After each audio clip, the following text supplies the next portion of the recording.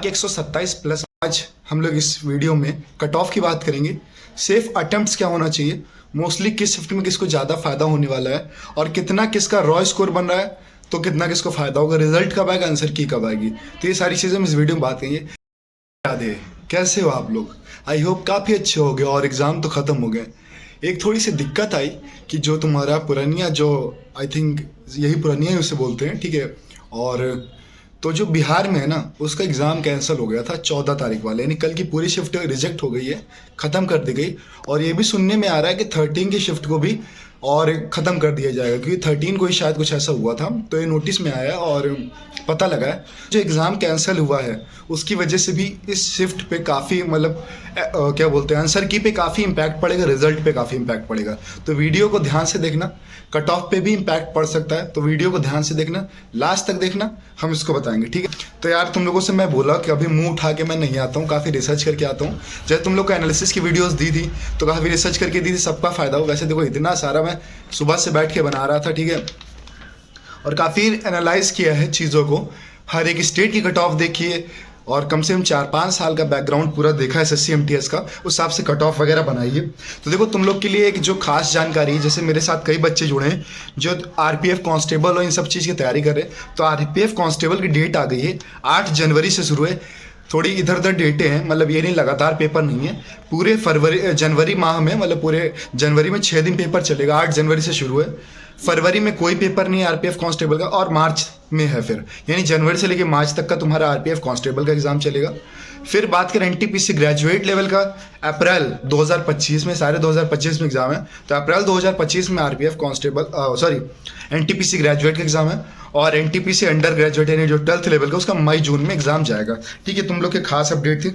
अब थोड़ा सा हम बात करते हैं आंसर की कब आएगी। देखो यार 19 वाला जो ये जो 14 को एग्जाम कैंसिल हुआ, तो उसकी एक नोटिस तो मिल गई है जिसमें ये बोला गया कि 14 वालों का 19 तारीख को एग्जाम है, ठीक है। अब ये भी पता लग रहा है, क्योंकि न्यूज़पेपर में आया है बिहार वालों के, 2 दिन की शिफ्ट और भी कैंसिल होने वाली है, मतलब 13 की भी कैंसिल होगी। तो उसके हिसाब से मुझे लग रहा है अगर कैंसिल होती तो शायद 3 शिफ्ट में एग्जाम हो आने वाले किसी, अगर 4 शिफ्ट में हुआ तो नेक्स्ट डे भी लग सकते हैं। मान चलो 20 को भी शायद अगर कोई छुट्टी नहीं हुई तो एग्जाम हो सकता है।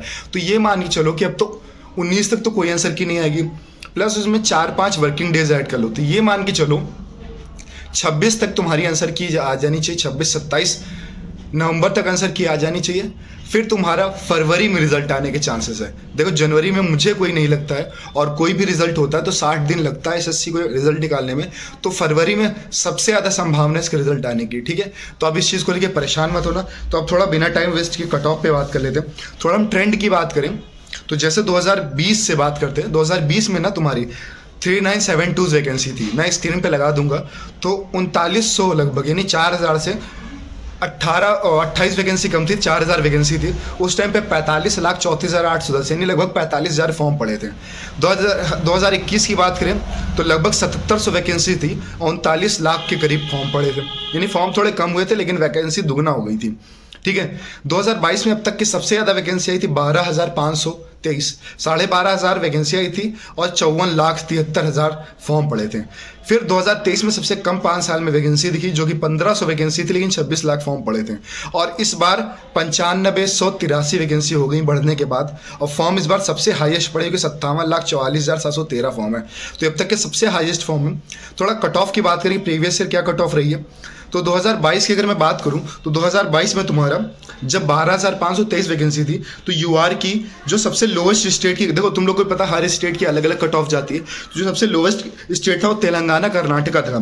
तो यहाँ पे जो MTS की 18 से 25 साल की उम्र की कट ऑफ गई थी, UR की 125 गई थी, EWS की 122 गई थी, OBC की 124 गई थी, SC ST की 120-112 गई थी। पॉइंट में भी चीज़ें हैं, स्क्रीन पे देख पा रहे हो। वही MTS 18 से 27 वालों की 125.48 गई थी, EWS 123 गई थी, OBC 125 और SC ST 120-112 गई थी। हवलदार की वैकेंसी थोड़ी कम रहती तो कट ऑफ ज़्यादा रहती, 123, 131, 131, 123, 126 गई थी। ये तुम देख पा रहे हो 2022 का डेटा।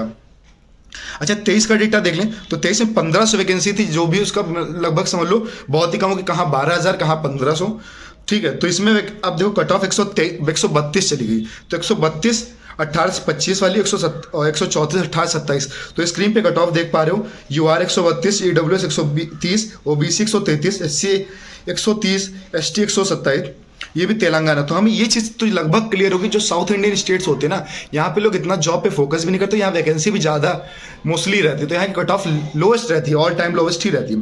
ठीक है, तो अब हम थोड़ा बात करें जो हमने अभी तक एक अनुमान लगाया है। ठीक है, जब तक आंसर की नहीं आ सकती थी तब तक थोड़ा नहीं पता लगा। और मैं यार बात करूँ तो एग्जाम के लेवल में काफ़ी ज़्यादा डिफ्रेंशिएशन देखने को मिला है। पहले एनालिसिस हो जाती थी, लोग क्वेश्चन पता लग जाते तो पेपर और इजी हो जाता था। अभी देखो एनालिसिस भी बैन हो गई, थोड़े बहुत चैनल क्वेश्चन एडिट तो करा देते हैं, उससे इतना इम्पैक्ट तो नहीं पड़ेगा, लेकिन यार कट ऑफ तो इस बार देखो कम जानी चाहिए, क्योंकि पेपर का लेवल भी थोड़ा अप हुआ है, क्वेश्चन इधर उधर पूछे आ रहे हैं, तो पेपर कट ऑफ कम जाएगी। ये मान के चलो 2022 और 2023 के बीच ही रहने वाली है, और हो सकता है कि 2022 से भी कम चली जाए। हालांकि वहाँ पे 12,000 वैकेंसी अप्रॉक्स थी, यहाँ पे 9,000 है, तो कट ऑफ थोड़ी ज़्यादा नहीं चाहिए, लेकिन कम जा सकती है, क्योंकि पेपर के एनालिसिस मैं खुद देखता हूँ, मतलब मैंने खुद पेपर को एनालाइज किया, हर शिफ्टों को एनालाइज किया, तो मैं जान रहा हूँ पेपर का लेवल क्या है। एज ए एस्पिरेंट ज़्यादा फील किया जा सकता है कि जो बच्चा वहाँ बैठता है, जो लेवल को वो देखता है, जो पसीने उसके छूटते ना, पढ़ के जाने के बाद भी कभी कभी लक बेस्ड हो जाती चीज़ें, तो वो वही बंदा आ सकता है। तो यार देखो, जो मैंने एक्सपेक्टेड अनुमान लगाया है, तो ये मैं नॉर्मलाइज कट ऑफ बता रहा हूँ। नॉर्मलाइजेशन में फ़ायदा होने के बाद देखो यूआर के 127 प्लस मान सकते हो यार, प्लस माइनस 3 कर सकते हो तुम। ओबीसी की तुम 123 प्लस मान सकते हो, ईडब्ल्यूएस 125, ठीक, एससी की 119, एसटी की 115 प्लस। देखो इसमें प्लस माइनस 3 लगा सकते हो। ये तुम्हारी नॉर्मलाइज कट ऑफ मैंने बताया है। अच्छा, अगर रॉ बताएं कि अगर रॉ अटेम्प्ट्स पे बेसिस पे क्या हो सकते हैं, तो यार जिसका यूआर में 110 115 बन रहा हो तो वो सेफ एक तरीके से, ईडब्ल्यूएस में 105 से 110, ओबीसी में 107 से 112, एससी में 110 से 106 और एसटी में 95 से लेकर 102 तक जिसका बन रहा है ना यार, वो अपने आप को एक बार सेफ जोन में मान सकता है। और फिर यार बता रहे एक्सपेक्टेड, जब तक आंसर की नहीं आ जाती तब तक एग्जैक्ट नहीं बता सकता है। और यार इस बेस पे भी थोड़ा क्लासिफिकेशन कर सकते हैं। देखो शिफ्टें 3 तरह की थी, हार्ड भी देखने को मिली है, मॉडरेट भी देखने को मिली है और ईजी भी देखने को मिली। तो यार देखो जो ईजी शिफ्टें थी ना, उनमें इतना ज़्यादा नॉर्मलाइजेशन को फायदा नहीं मिलेगा, तो जिनका भी ईजी शिफ्ट में थे उनको नॉर्मलाइज्ड 125 130 यूआर को नंबर लाने पड़ेंगे, तभी मान चलो तुम्हारा सिलेक्शन हो पाएगा। और कट स्टेट वाइज भी जा सकती है यार, थोड़ा इधर उधर डिफरेंशिएशन हो सकता है। मैं कॉमन कट ऑफ बता रहा हूँ। मॉडरेट शिफ्ट में जिसका 115 से 120 भी बन रहा है उसको भी चांसेस के मतलब सिलेक्शन के चांसेस, और हार्ड शिफ्ट में जिसका 110 से 115 बन रहा है तो उसका भी चांसेस है। ठीक है, तो यार कट ऑफ आई थिंक तुम्हें पता लग गई होगी। अब हम स्टेनो, आरआरबी, आरपीएफ, इन सब चीज़ों की तैयारी फिर से शुरू कराने जा रहे हैं इसी चैनल पे। एसएससी टॉप एस्पिरेंट करके चैनल है, ज्वाइन कर सकते हो। टेलीग्राम इस समय टेक्स्ट बुक पे यार सेल चल रही है, तो ऑल टाइम लो प्राइस चल रहा है, तो तुम टेक्स्ट बुक मेरा कोड यूज़ करके ले सकते हो, काफ़ी डिस्काउंट मिलेगा। और यार देखो कट ऑफ के बेसिस पे कोई भी डिसीजन मत लेना, हो सकता है कि कोई गर्ल्स का लास्ट अटेम्प्ट हो, उनके पास दिक्कतें हों, आगे वो नहीं कर सकते। तो यार देखो इन चीज़ों पे कोई वो मत लो, तुम्हारे हाथों में सिलेक्शन नहीं, तुम्हारे हाथों में मेहनत है। अभी बहुत सी उम्र पड़ी है, अच्छा होगा। और देखो आगे एग्जाम्स की तैयारी करो, टाइम मत वेस्ट करो। ठीक है, तो मिलते हैं फिर नेक्स्ट वीडियो में, जिसमें हम बात करेंगे कि एमटीएस बेस्ट है हवलदार के लिए क्या फिजिकल स्टैंडर्ड चाहिए, किसमें क्या प्रोसेस होता है, कौन से बेस्ट डिपार्टमेंट जिसमें आप पढ़ाई भी कर सकते हो एमटीएस के साथ। तो ये सारी चीज़ें नेक्स्ट वीडियो में डिस्कस करें। चलो तब तक के लिए ऑल द बेस्ट।